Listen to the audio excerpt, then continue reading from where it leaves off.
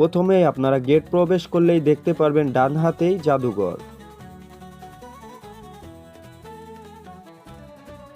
বন্ধুরা দেখতে পারছেনই সামনে ৬০ গম্বুজের গেট।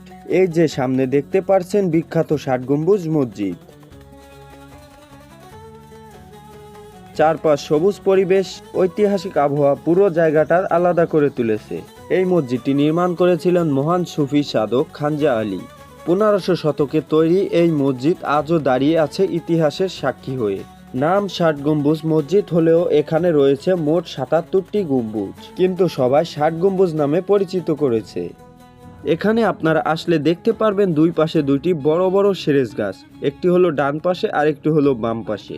এখন আমরা মসজিদের ভিতরে প্রবেশ করছি। দেখতেই পারছেন বিশাল স্তূপ এবং সুন্দর স্থাপত্য। ভিতরে পরিবেশ অনেক ঠান্ডা এবং